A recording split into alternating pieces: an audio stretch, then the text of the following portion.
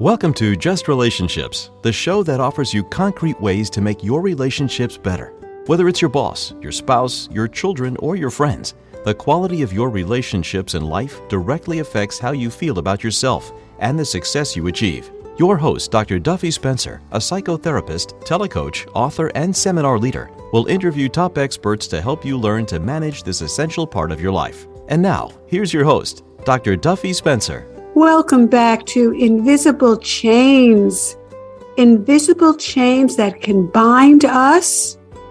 If you listened last week, you know you're in for a treat to hear Dr. Lisa Fontes, the author of Invisible Chains, Overcoming Coercive Control in Your Intimate Relationship.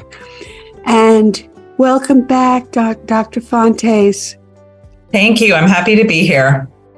So this coercive control is unfortunately all too subtle and too normalized and masked in the form of love. As you said, you use the term love bombing, the early romantic stage. You're everything to me and I only want you and you should want only me, devolves into this more subtle kind of gaslighting, micromanaging, intimidating, invalidating, insisting.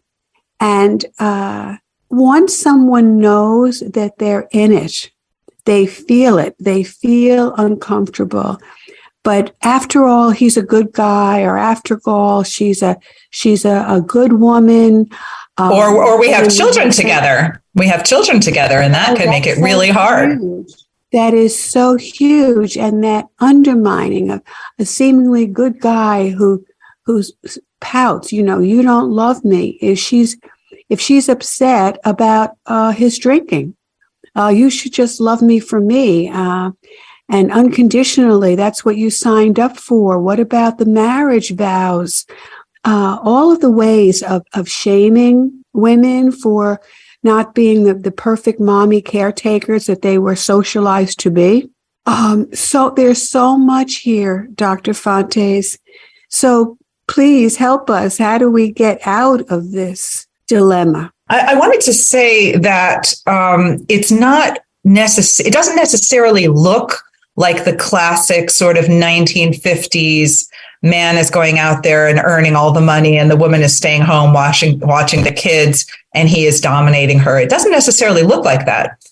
Sometimes you're talking about a woman who is very powerful and accomplished out in the world, and he may be staying home, or he may not be not working, or he may be depending on her paycheck, and still he's controlling her and dominating her in ways that make her unable to be the center of her own life. I think that's something really central to think about. I mean, we all, and especially women, we certainly sacrifice for our partners and our children and our parents, and that's how we're raised, and that's in part a good thing that we take care of other people.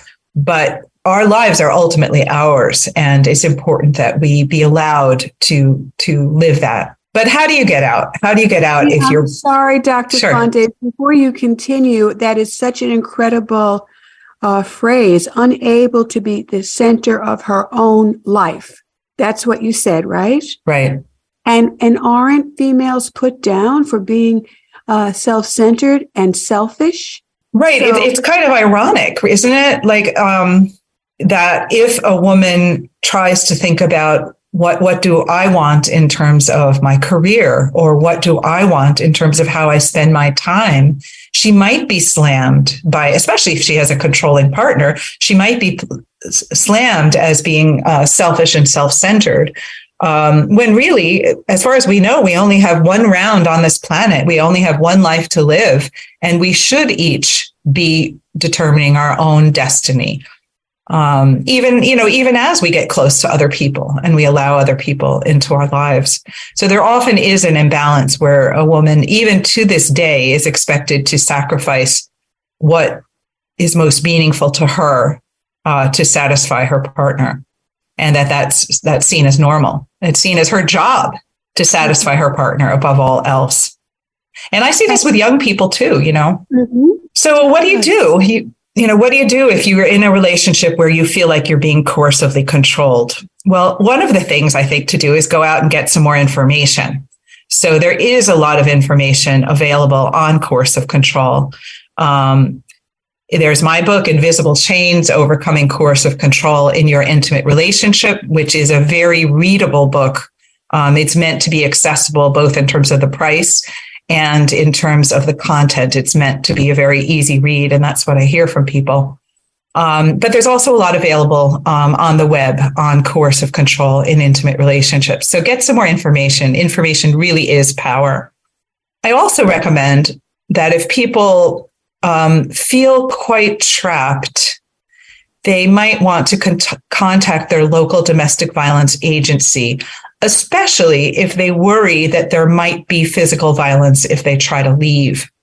So in 35% of domestic homicides, get ready for this figure, Dr. Duffy, because it's really quite startling. In 35% of domestic homicides, there was no physical abuse before the murder. Wow. So some women are rightly concerned that if they try to leave the relationship, the violence will either escalate or there might be physical violence where there hasn't been violence before. And they may have been told that.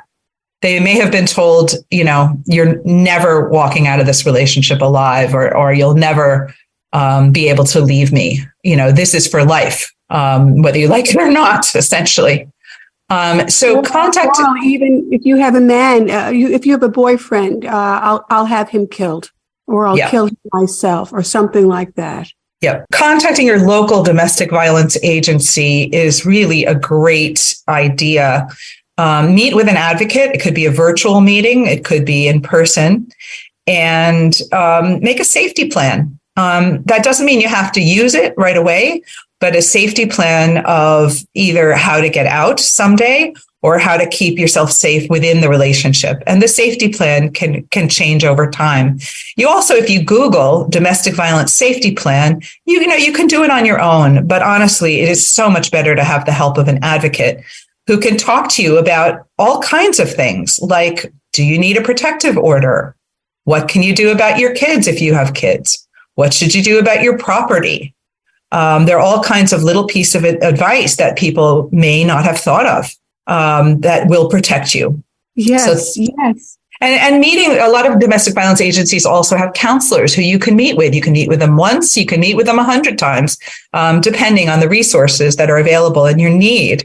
And you could also seek counseling outside a domestic violence agency, but you want to make sure that your counselor understands coercive control. And that might mean that you have to give them a book on it or give them an article on it. So Dr. Fontes, staying with the more subtle forms, not to that extreme, as a social psychologist in my lectures and classes, I talk about the 2 E's, that a woman or any victim really needs the 2 E's of emotional resources and economic resources. And the ones that get away have emotional and economic resources. So I'm just wondering about the kind of emotional resources that it takes for someone to say, I am being gaslighted, I am being invalidated, I am being undermined, I am being criticized, put down, ridiculed, and I can't stand it. I don't want it. I've told him many times. He listens or he doesn't, but nothing changes. And I have the economic wherewithal, perhaps, to get out. Perhaps I don't, which is a huge economic disparity between the genders. So what do you think about, let's say, the emotional resources of being able to see it and say it's not right? I should not have to accept this kind of behavior. You talked last week about self-esteem. What about this kind of more subtle thing? So I do think that even when the abuse is not physical, it's worth talking to a counselor or an advocate at a domestic violence agency. You don't have to be suffering from physical abuse to do that. I think that getting emotional resources, because isolation is so fundamental to coercive control, domestic abuse. I think that people who feel trapped should begin to break out of their isolation in any way possible. That might be attending an exercise class every week where they are just in the company of others. It might be contacting an old friend, preferably not an old romantic partner, because that could lead to trouble in the current relationship. It might be making a new friend. It might be going for a walk with another woman in the neighborhood. But reaching out, because one of the reasons people stay trapped in these relationships is because their self-esteem gets so worn down. We all look at the people around us and see how they're interacting with us. And are they treating us like we're fun to be with and we're smart and we're engaging and a delight to be around? Or are they treating us like we're a horrible human being? When your partner treats you like a horrible human being and you're isolated, you feel like a horrible human being and you think no one wants to be around you. So one of the first steps for breaking free can be to expand the social circle in some kind of way that hopefully doesn't threaten the partner and can empower you. I was speaking to a woman the other day, and for her, breaking free started with participating in a parenting group. And somehow being in a parenting group with other people made her be able to stand up to her husband around parenting issues. And that sort of initiated the entire cycle of her coming to terms with what she was living through on a daily basis, which she hadn't faced before. So emotional resources, friends, contacts, getting back in touch with family who the abuser may have alienated, joining a support group, whether it's a virtual support group or a live in-person support group. There's also a couple of wonderful groups on Facebook. DomesticShelters.org has a group on Facebook for victims and survivors and advocates. Another wonderful group is Domestic Violence Awareness and I can't remember what the second word is, but if you look for Domestic Violence Awareness, you'll find it. And this is a space where people can anonymously, if they choose, begin to talk about their situations or just read about other people's situations. Now, you have to be careful because if your partner is monitoring your computer or your phone, then they're going to know where you've been and what you say. And that happens a lot more than we think. But these are different ways to make community, which can be really helpful in terms of those emotional resources that you were talking about. I like how you put that, make community. And so often people present a certain way. I won't call the police, even though my husband threw me against the wall. I won't call the police because then everyone would know, the neighbors would know, and the whole social presentation of self and the whole Dr. Jekyll and Mr. Hyde version of how abusers behave. Mr. Nice Guy, Ms. Nice Gal, if we want to take the gender thing away, there's being willing to tell the truth, which can bring up shame, especially if people blame themselves. How could you be in such a abusive relationship? Dr. Duffy, can I talk to you about that issue about not reporting? Can I speak about that for a minute? Of course, absolutely. So I cannot tell you how many women I know, some men too, but much more women who have endured a year, 5 years, a decade, 4 decades of abuse in their relationship and have never called the police because of the issues you mentioned. Or maybe they called the police once or twice and then retracted. The average victim of domestic violence calls the police only once, and they may be dissatisfied with the response or so intimidated that they retract what they initially said. But anyway, there's no public record of domestic abuse. In fact, maybe they've even had to go to the emergency room or the doctor, and they have made up an excuse. I hit a door, I fell, I was klutzy, whatever, and that explains the bruise.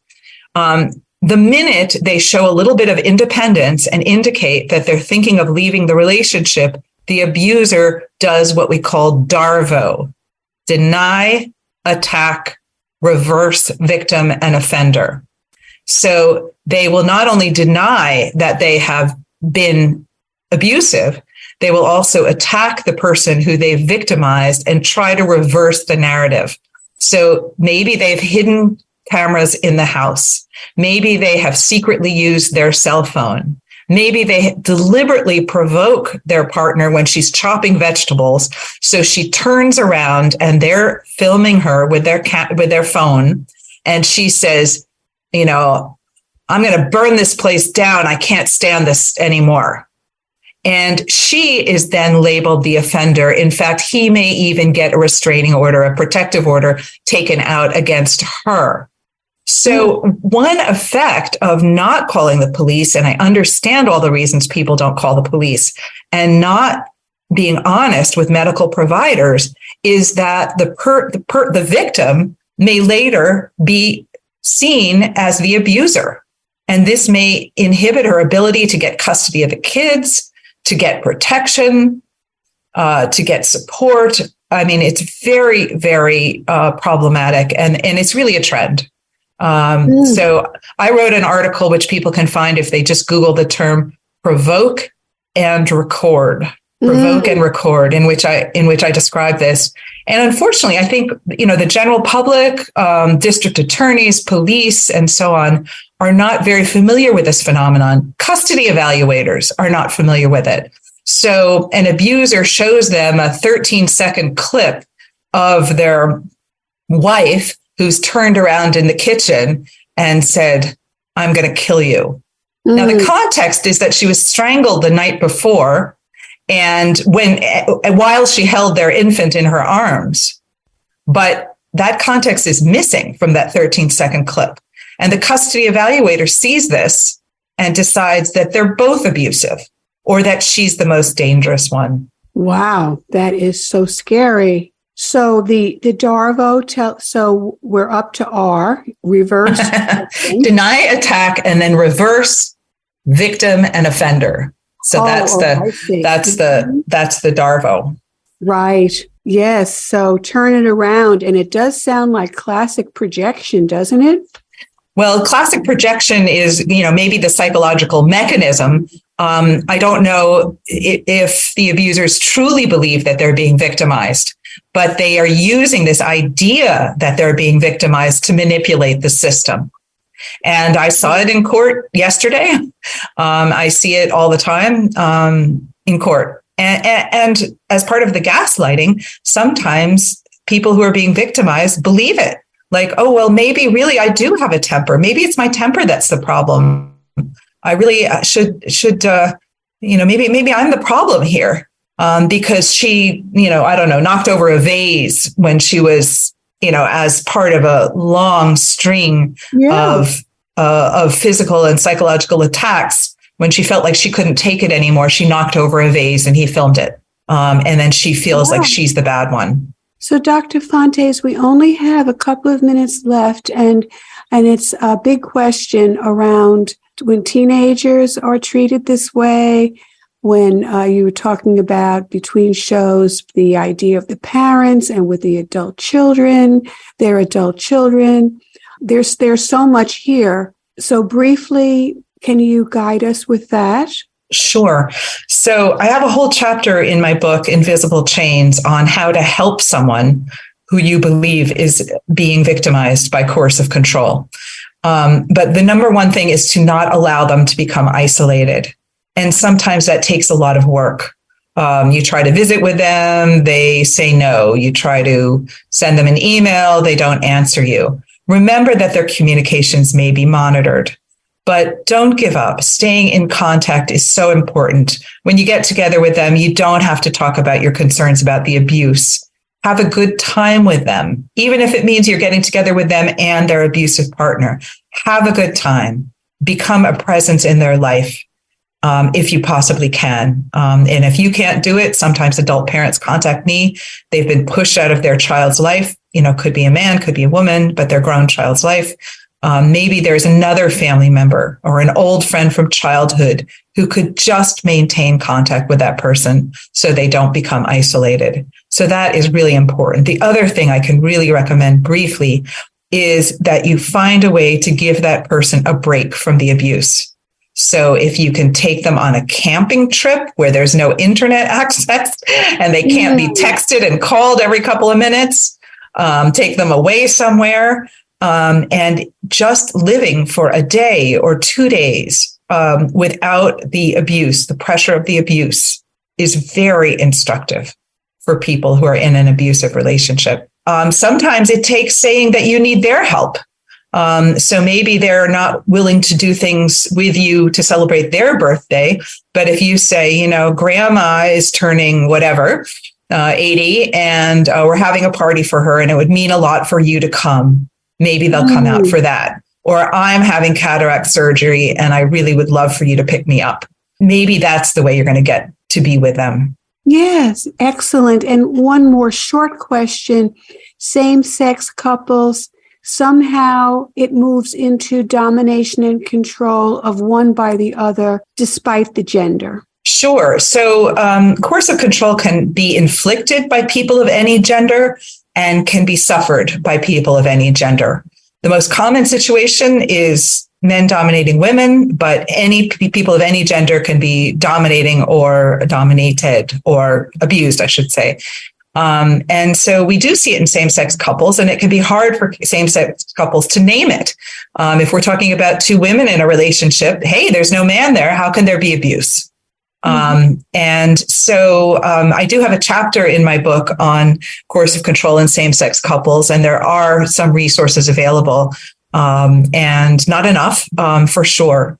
But we should not think that it has to go in one direction in terms of gender, even if that is the most common. And would you say both the victim and the victimizer, are insecure? Not necessarily. Some people who are being victimized are, have all their other relationships are wonderful. They just had the bad luck to become involved with or meet somebody who's abusive at a particular time in their life. I don't want to generalize in that way, that it's all about insecurity. Wow. Some abusers are very successful in other parts of their life. Do they have a hidden insecurity? Maybe they just feel entitled to a woman's life, to control of her life. So I think there can be different motivations. Well, I don't think it would be just a question of it. Well, it just happens. I think there has to be some sort of root cause of that. Would you not agree? Well, as I told you, Dr. Duffy, I myself was in a coercive control relationship for 4 years. Before that, I had a rather good marriage for 26 years. No coercive control whatsoever. Since then, I have been in a couple of relationships, and I'm in a wonderful one now. So I don't think that the problem is me, and I don't think the problem is the people who are being victimized. The problem is that somebody finds themselves at a particular moment in their life vulnerable, and somebody who is coercively controlling takes advantage of that. What we see with people who are coercively controlling is that they victimize numerous people in a row. And, that is their pattern for being in a relationship.